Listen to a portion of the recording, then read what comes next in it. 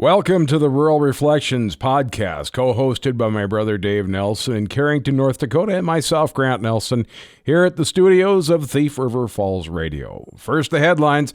The Beef Checkoff Program and 15 grassroots-led state beef councils won a major court victory as the United States District Court of Montana ruled in favor of USDA and the Montana Beef Council in the matter of RCAF versus Sonny Perdue and USDA. NCBA praised the court's decision, which ends a legal battle that has spanned more than 3 years and interrupted beef promotion functions in Montana. Fewer Americans are on the road with less gasoline demand overall. It's having a severe effect on the U.S. ethanol market. As ethanol prices fall to a record low level, the ethanol industry is grappling with a major crisis. Ethanol demand accounts for a large amount of the corn demand base in the United States. As that demand declines, it could create even bigger problems for ethanol plants and producers. And this month, Governor Tim Walz signed a bill allocating $50 million to the Minnesota Department of Agriculture's Rural Finance Authority into law, allowing the RFA to continue offering eligible Minnesota farmers affordable financing and terms and conditions not offered by other traditional lenders. Hopefully, Minnesota farmers will start feeling the effect of that soon. Those are the headlines. Now let's get to the meat and potatoes of the show. Hello, Dave. How's it going today? Oh, it's going real good. It's a beautiful sunny day, and I'm outside watching some geese fly over, and birds are around, robins all over the place, and so it's a real nice spring day today.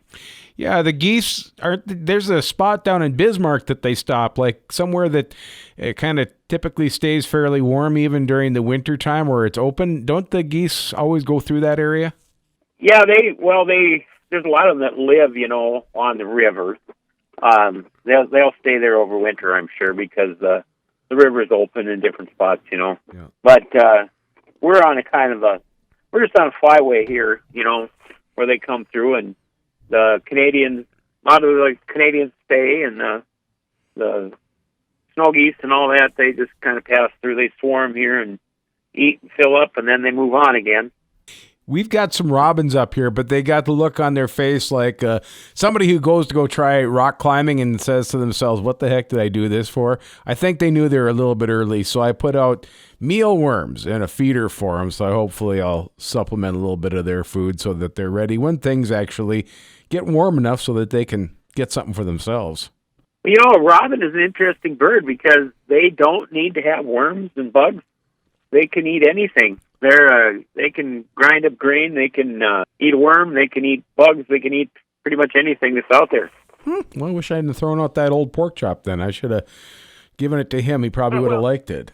Well, I guess I can't say that I've seen one alongside the road doing roadkill necessarily, but there's some kind of a name for them. I don't know what it's called, but they can get by without having worms.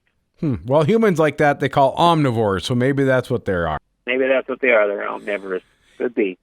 We had guys out combining corn this week and talked to them. They said it was down to 16.5% moisture, but they hadn't gotten a weight on it. They figured it was going to be light, but it seems like everything around here has been anywhere from 48, 49 to 52 pounds, so we're starting to get it done little bit by little bit.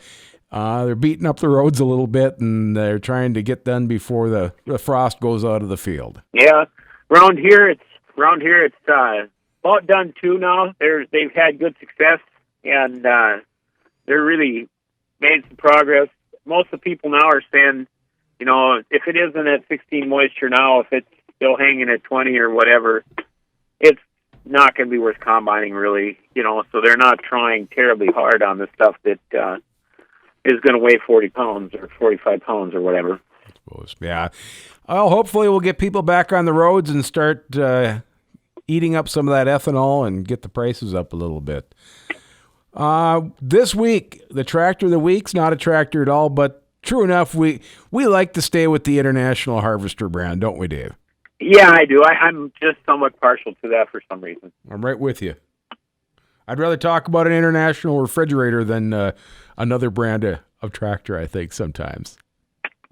Yeah, well, we had all red on the farm and got used to them and like them and stuff, so it stuck with me.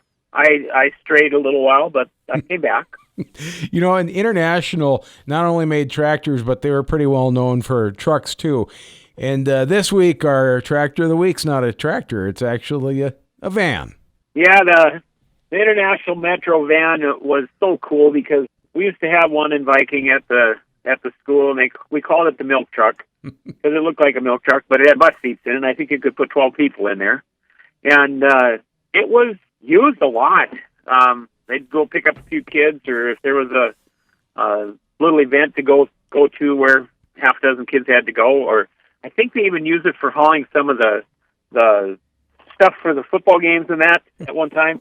But it was cool. I got a lot of good memories of it, I guess. Anyway, and so this week I was taking some pictures, and I saw this old thing sitting in an abandoned barn, and here it's an old Metro. I could tell just by looking at the grill of it that it was a Metro, and so then I was researching it a little bit, and turns out that the band Aerosmith, their very first van was a Metro, an International Harvester Metro, and so then I was looking at it a little bit more, and I found out that I believe it was American Pickers found that van and had it restored and gave it to Steven Tyler.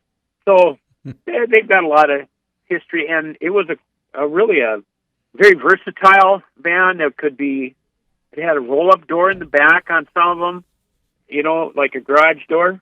It had swinging doors. It could be used for delivering milk, ice cream, truck. It was kind of adaptable to everything. It could have one side door. It could have two side doors. It was very versatile little unit. I remember always that before we got on the air, we talked a little bit about that bus, and I do remember sitting in back of the school, and I don't think I ever saw it run myself, but I remember thinking, what kind of little magical vehicle is that? I've always thought of those as milk delivery trucks ever since. I was taking a quick look on the internet. It says the overall design of the Metro vans remained somewhat unchanged from 1938 until 64. And you had made mention of this beforehand, that it was redesigned in-house at the Chicago Metro plant. The corners were squared and opening hood was made easier with access to coolant and dipstick. But the original design was created by Raymond Loewy of Studebaker and Coke bottle fame. So he had a couple successful designs under his belt there. Yeah, I remember when I was reading about it.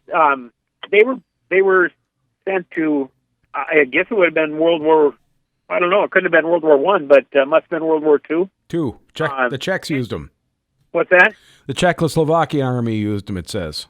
That's what it was, and I remember the part of the story. It said that some of the first ones were destroyed by whoever the opposing army was. I suppose it was Germans or whatever. It was. Yeah, they have some war experience. All kinds of little things you can do with one of them. And then it says the Metro van was reissued by Navistar in 2000 as a medium-sized delivery truck. Other than by model name, it was unrelated to the original Metro line.